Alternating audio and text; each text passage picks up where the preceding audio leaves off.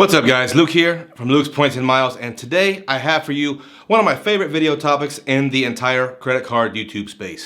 What's in my wallet for the very first quarter of 2023? I always watch other videos on what folks are carrying, and it always gets my brain thinking about tweaking or optimizing my own setup.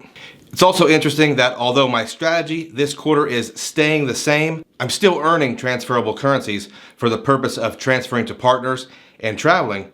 But this time, my cards are different. Before I start, let me give you some background on my current situation. I travel almost once a month, and I basically execute a lot of different types of redemptions.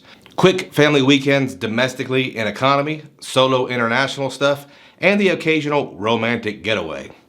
Because my travel is so varied, I prefer transferable currencies like American Express MR points, Chase UR points, and Capital One miles. The last couple years, I've earned well over 1 million miles a year. Trips planned are couples trips to Savannah, Georgia to celebrate our anniversary and Patrick's Day, and we will also be flying Delta One to Amsterdam for a couple days. So in quarter one 2023, I do not have any plans to book travel.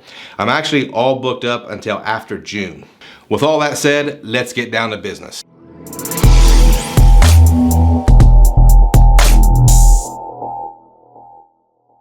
First things first though, new year, new wallet. I'm not exactly a wallet guy. I've been using one of those cheap plastic Amazon card holder wallets, and a company called Mangarista contacted me and asked if I would check out their new EDC wallets and mention it in a video. They aren't sponsoring this video, but I wanted to be transparent, and they did send me the card holder. At first I thought it would just be another cheap replacement, but these are actually legit. I won't bore you with a ton of detail, but I chose the card holder that appears to be titanium on one side and clear plastic on the other. This card holder is actually a great EDC item. I actually thought I would miss the pocket clip, but it's actually much better designed without it. It has an elastic band to hold your bills, and this outside piece actually holds your ID, and it slides in here and you can push it out really easily. It's easily removable, but I don't think it will ever accidentally slide out. I will leave the name of the company in the description, and you can find them on Amazon. Again, they are not sponsoring the channel or the video, but they did send me the product, and it is actually a great piece of EDC. So let's get into what really matters. Credit cards and rewards, right? Before I get into the list, I just want to say that regardless of what cards I plan to use, I will be keeping a sharp eye on any special offers. For instance, I check my AMEX offers daily. With AMEX offers, I can normally negate the high annual fees by making sure that I use those offers, if they're applicable. The issues a lot of folks have with AMEX offers is they may not be seeing all of them because there is normally a limited amount you can see at a time, unless you manually, through the AMEX website or the app, add every single one of them. That takes a lot of time, and most people forget. I use the Max Rewards app, and the app automatically adds every single offer to my cards, so I never miss the chance to save some cash or earn some extra rewards. The Max Rewards app has a ton of cool features like sign-up bonus tracking, and it will even tell you which card is optimal for your next purchase. Not only can Max Rewards make the Amex offers much more efficient, but they can also track your welcome bonus spending. We never ever want to miss a welcome bonus, right? The app is filled with tons of features, and there is both a free and more premium version. Use my link below to get a free month of Max Rewards Gold. Check it out and see if it is for you. All right guys, some things never change. For groceries, I will be using the American Express Gold Card to get 4 times American Express MR points. This is the King grocery card, and if you've ever seen the channel, you know I love American Express, I love MR points, and I need a bunch for redemptions in the second half of 2023. I'll also be using the American Express Gold Card for dining to get another 4 times MR points on that category. This is pretty standard with me, and these first 2 categories are fairly high amounts of my spend, but that's where everything changes. So far, we're building up our MR points stash, so let's move on to Chase Ultimate Rewards points. I was recently approved for the Chase Business Inc. Cash and Business Inc. Preferred, so in Q1, I'll be putting them to work. I will be paying my cable, internet, and phone bills with the Ink Cash to earn 5 times Ultimate Rewards points on all those bills. Now, soon I will need to make a decision if that will be my permanent card for those bills. The reason is, while the Ink Cash earns 5 times on my phone bills, the Ink Preferred earns 3 times, but it also comes with cell phone protection.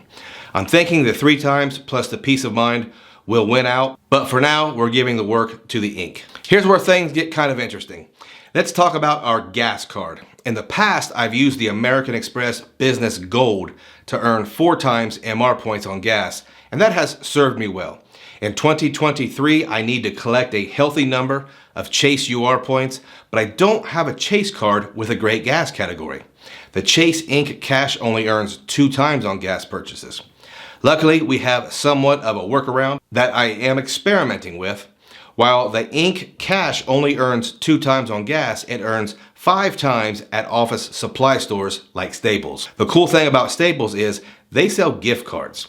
Now, I'm not exactly sure what the gift card selection is like on a national level or even a regional level, but my local Staples sells Shell Station gift cards. The part of the country I live in, it's not hard to find a Shell Station during my normal routine, so I will be taking the extra step of purchasing Shell gift cards and then using the gift cards to purchase gas. Now, although Chase does not seem to mind gift card purchases like this, I am giving myself an extra step in my normal activities. So how long will this go on?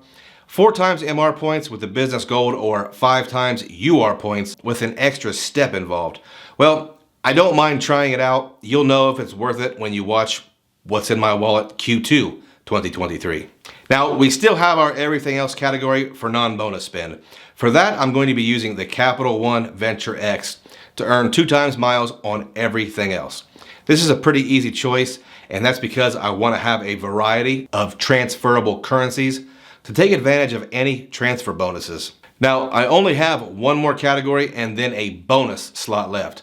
I don't plan on booking any flights or hotels in this quarter, but I will still be traveling, so I'll need to use Uber, Lyfts, or taxis.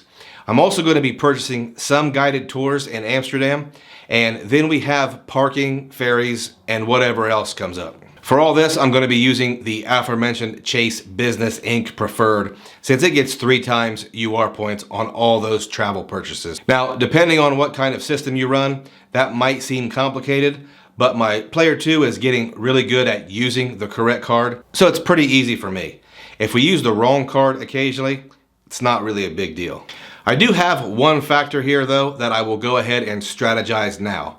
We're going to Amsterdam. That is significant because not only do I need a card that won't charge a foreign transaction fee, but I'm not interested in hearing we don't accept American Express over and over again. So I don't have a ton of choices here. However, I've decided that the Capital One Venture X will be used for everything purchased in the Netherlands. It gets double miles, no fees, and it has a generous $30,000 credit limit. So choosing this card for everything on that trip really simplifies things. Just know that the hotel and flights are already taken care of, and we'll have a couple backup cards just in case, such as the Chase Business Ink Preferred and the Navy Federal Flagship Visa. I can already hear someone saying, I just came back from Holland and everyone accepted American Express. Okay, fine. I'm still using the Venture X. It just feels like a good strategy. Now for the monkey wrench. There always has to be a monkey wrench, right? At the very beginning of 2023, I'm going to be applying for the Chase Business Unlimited card. So if I'm approved for that card, I will likely fit that one in over the course of the quarter so I can get that huge sign-up bonus. It's part of my plan to accumulate a good-sized amount of Chase UR points. I also understand that $6,000 in minimum spend is not chump change, so I may end up using that card as a daily driver temporarily. Also, I want to mention before anyone says it that I will still have access to the other cards. For instance, when we go to Savannah, I'll need my AMEX Platinum card to visit the Centurion Lounge in Charlotte. So that is the strategy for the first quarter 2023. I have a feeling that I will amass a fairly large number of transferable currencies by the time Q2 comes around, and by then it may be time for a strategy pivot. Guys, that's it for me. If you've stayed around all the way to the end, I appreciate you, and I thank every single one of you.